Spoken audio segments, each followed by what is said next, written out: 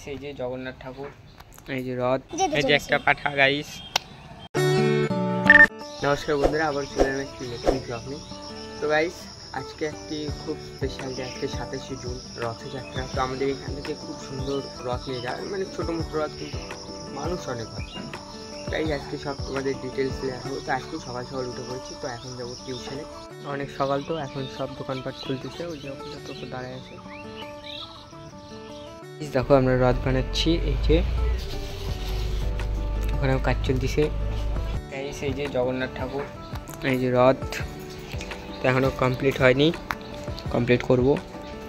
রথ তৈরি করেছি এবং রথ নিয়ে আমরা যেতে চলেছি। এই যে একটা পাঠা গাইস। কোথায় যাবি রথ নিয়ে? কোথায় যাবি রথ নিয়ে?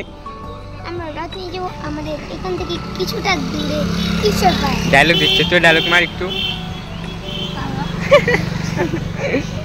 গাইস এই যে আমাদের রথ, এই যে ঠাকুর, মেন রথ আসছে, তো আমরা এই রথটাকেও নিয়ে চলবো।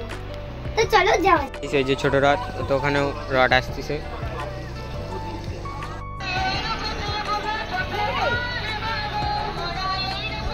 এই ভিড় দেখো।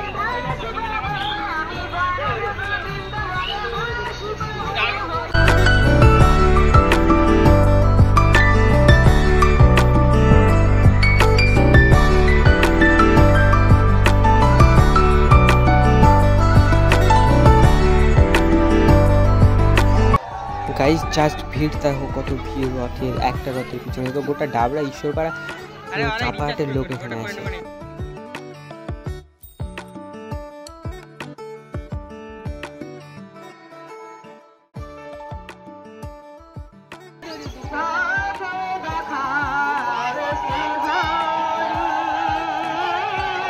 জয় জগন্নাথ। ফাইনালি জগন্নাথের রথ চলে আসছে সামনে, কাছাকাছি। তো গাইস দেখো জগন্নাথের দর্শন তোমরা সবাই নিয়ে নাও। সামনের ভিড়টা দেখো গাইস, শুধু সামনের ভিড়টা দেখো। তারপর এই যে জগন্নাথের আমাদের ঠাকুর জগন্নাথ, সুভদ্রা, বলরাম।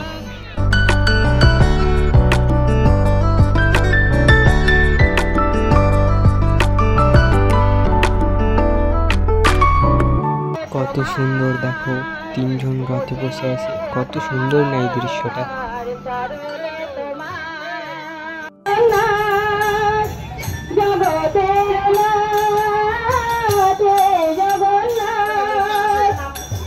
তো গাইস এখন ঘরে আসলাম, তো রথ নিয়ে গেল, আবার 7 দিন পর রথটা নিয়ে আসে মাসি বাড়ি থেকে। তো ওখানেও খুব সুন্দর 7 দিন ধরে অনুষ্ঠান হয়। যদি যাই তোমাদেরকে একদিন ভিডিও করে দেখাবো, আর যদি না যায় তাহলে তো দেখানো হবে না, চেষ্টা করবো যদি যাই তাহলে তোমাদেরকে ভিডিও করে দেখাবো। আমি ঘরে আসলাম, একটা সিম পোর্ট করলাম, তো এই সিমটা পোর্ট করলাম, তো এয়ারটেল করলাম জিও থেকে, কারণ আমার কাছে একটা জিও সিম থেকে লাগায়। তো গাইস খাওয়া দাওয়া করে আমি ঘরে চলে আসলাম, তো এখন এডিটিং করবো, এডিটিং করে ঘুমিয়ে পড়বো।